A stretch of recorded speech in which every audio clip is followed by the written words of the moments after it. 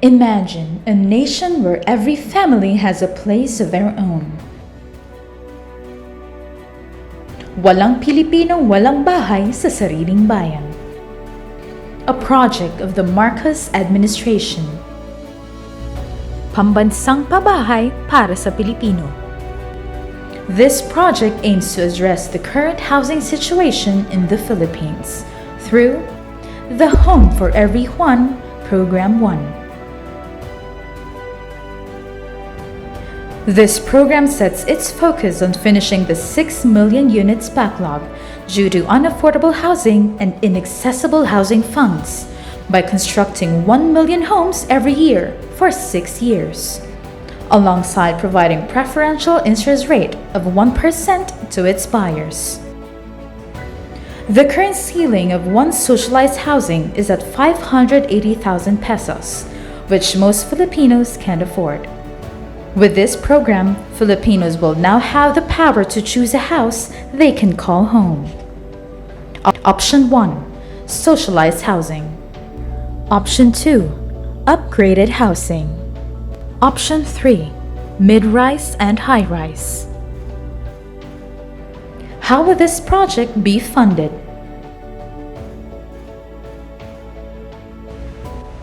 Funding will not be an issue because the money stays within the banking system. Bank lends money to buyers to buy a house. Buyers pay the developer. Developer pays the contractors. Contractors pay the suppliers for construction materials and labor. Suppliers and laborers deposit their money or spend them. As the Home For Every Juan Program 1 prospers, more individuals and families will be qualified to avail of the housing program from Luzon to Visayas to Mindanao. In addition, President Ferdinand Marcos Jr.'s Pambansang Pabahay para sa Pilipino now introduces the Home For Every Juan Program 2. This program aims to give solution to the housing problems of the poverty-stricken Filipinos. In 1938, President Manuel L. Quezon purchased 1,529 hectares of land, amounting to 5 centavos per square meter only. Today, with a property price of 100,000 per square meter, Quezon City is now one of the richest cities in the country. 4 strategies to achieve this plan. Utilization of idle land and idle money. Improvement of transportation and infrastructure. Tapping government construction. And implementation of easy payment plan. The program's source of funding will be from the projected market value of the 2,000 hectares reserve area, which is 1 trillion pesos at 50,000 per square meter after 30 years. This project will likewise create 2 new megacities in the south and in the north, replicating the success of Quezon City, and will help decongest Metro Manila. With the construction of the North-South Economic Expressway from Quezon to Cabanatuan, and ease in transportation of goods and services, agricultural development and economic growth will be its results. With this in mind, the Department of Human Settlements and Urban Development envisions to develop and transform these blighted areas and the Philippine landscape into prime, residential and world-class waterfront developments. The Zero ISF 2028 project will set its focus on the identified areas to be launched for the first 1 million units, which will then be replicated across the Philippines.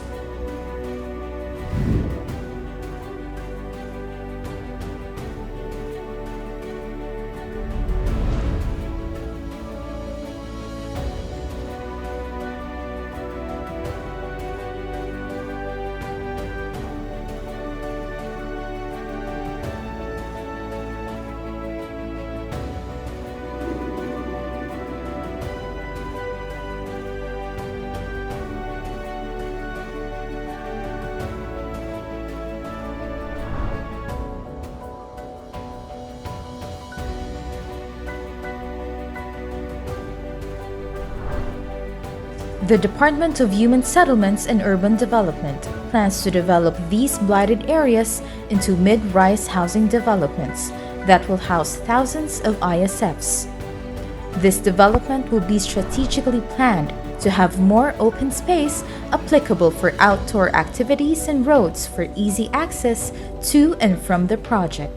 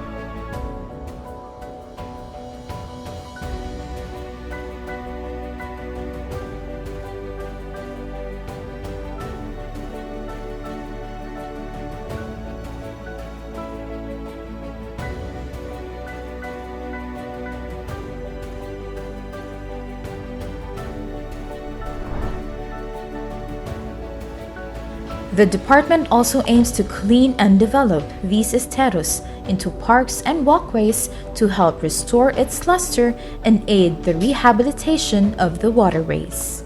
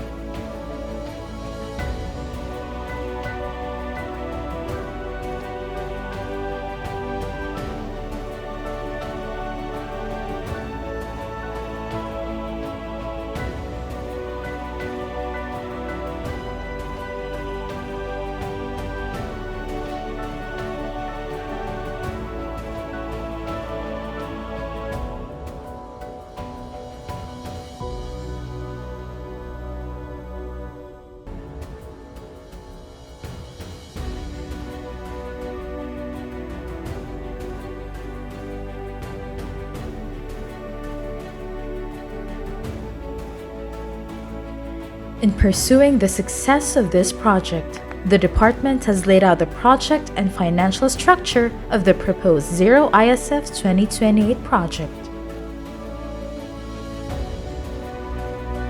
The Department of Human Settlements and Urban Development will identify the blighted areas for conversion to mixed-use development. For privately owned properties with informal sector families, the local government or DHSUD will acquire the property through purchase or through expropriation. For government-owned properties occupied with informal sector families, preparation for mixed-use project will proceed. Real estate developers and contractors. DHSUD to identify qualified developers and contractors. Pag-ibig, to provide developmental loan to developer or contractor. LGU and DHSUD shall identify ISF beneficiaries. ISF shall have priority in the allocation of units. Public will be allowed to purchase units from the development not allocated to ISF beneficiaries. The buyers start contributing participation equity or down payments for the unit that they have purchased at 80% completion of the building at half the regular amortization to establish paying capacity. Upon completion of the project, financial institutions will take out and provide real estate mortgage loans to buyers. Units will be made affordable due to the interest support provided by DHSUD. LGU will provide additional interest support for 5 years. The takeouts from CDS financing and real estate mortgage will pay off developmental loans provided by Pag-ibig. National Home Mortgage Corporation may purchase the real estate mortgages from banks and offer it to the capital market as mortgage-backed securities.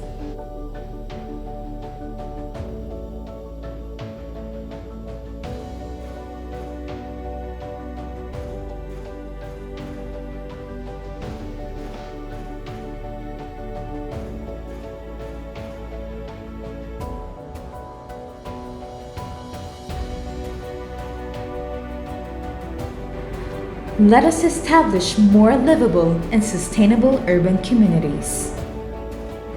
Let us build homes to help build a brighter future for the country. Let us create a pathway out of poverty and create opportunities to fulfill the Filipino dream. Where there is a house for every Filipino family.